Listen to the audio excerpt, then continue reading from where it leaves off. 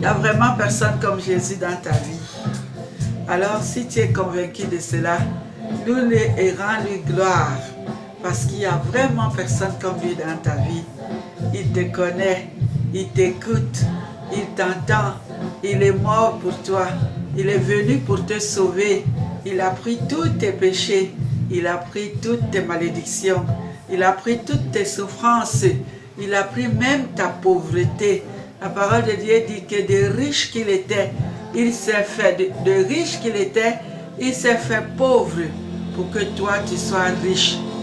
Alors ce matin, ce jour si béni, je t'invite juste à louer Dieu, à lui rendre gloire, à reconnaître ses hauts faits, juste à reconnaître qu'il n'y a personne qui est comme lui.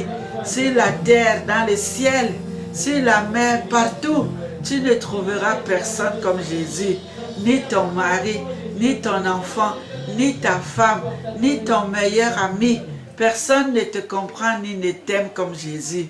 Alors reconnais-le. Pourquoi promènes-tu des regards inquiets? Pourquoi te lamentes-tu? Pourquoi te plains-tu? Pourquoi souffres-tu autant? Pourquoi es-tu si désespéré alors qu'il y a quelqu'un qui a tout accompli, quelqu'un qui a tout payé, quelqu'un qui a tout prévu d'avance, tout ce dont tu as besoin, quel que soit cela, viens juste à lui et demande-le lui. Et il se fera un plaisir de te l'accorder. Alors c'était juste pour vous encourager ce dimanche, pour vous dire qu'arrêtez de vous lamenter, arrêtez de vous plaindre, arrêtez d'être inquiet, arrêtez d'écouter toutes les mauvaises nouvelles du monde pour pouvoir être déprimé, pour pouvoir être triste.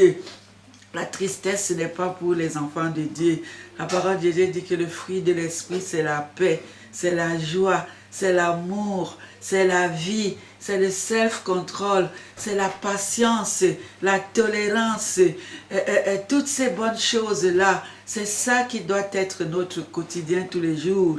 Et nous devons faire des efforts pour cela. Quand tu as une mauvaise nouvelle qui t'est annoncée, tu as le choix entre te lamenter, entre te plaindre, ou alors rester dans la joie, ou alors rester dans la sérénité, rester dans la paix. Mais ça vient, c'est toi qui le décides. Tu ne diras pas, c'est lui qui m'a énervé, c'est lui qui a fait ça. C'est à cause de tous les problèmes du monde que je suis si triste. C'est à cause de toute la souffrance du monde.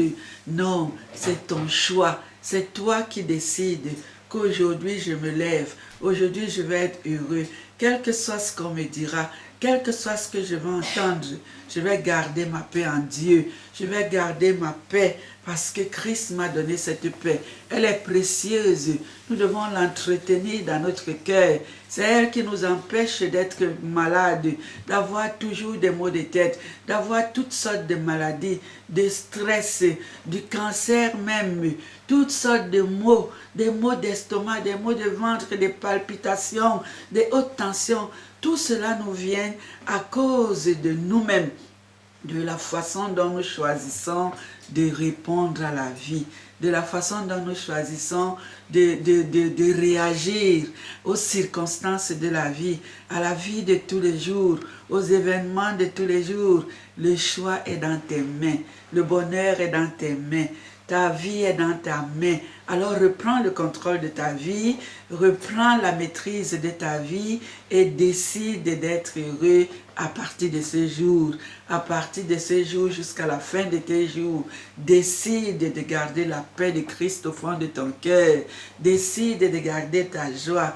Décide de marcher dans le fruit de l'esprit, comme un véritable enfant né de nouveau, un enfant de Dieu, un enfant qui n'a pas peur de l'adversité, un enfant qui ne s'inquiète pas du lendemain, parce que son assurance est en Dieu, parce que sa confiance est en Dieu, parce qu'il sait que son Rédempteur est vivant, parce qu'il sait que son Père est le Roi des rois, le Seigneur des seigneurs, et qu'il est le même, et qu'il ne meurt jamais, et qu'il ne dort jamais, et qu'il connaît toutes choses, et qu'il prend soin de nous, et qu'il a, comme Jérémie 29, 11 le dit, des projets de paix et de bonheur pour nous, des projets d'espérance, des projets de joie, des projets de vie, et non des projets de malheur, et non des projets d'inquiétude, et non des projets mauvais.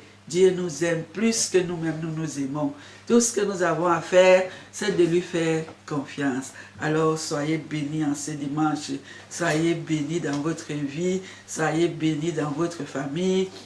Allez-y, changez votre attitude, communiquez la paix et la joie autour de vous, communiquez la paix et la joie aux membres de votre famille, à vos enfants, à votre mari, à votre femme, et que Dieu soit avec vous. Pour ma part, je vous aime, mais Christ vous aime encore davantage, parce qu'il a donné sa vie pour vous, pour que vous soyez heureux, heureux tous les jours de votre vie, chaque jour de votre vie, quelles que soient les circonstances. Alors à bientôt et soyez bénis. Au revoir.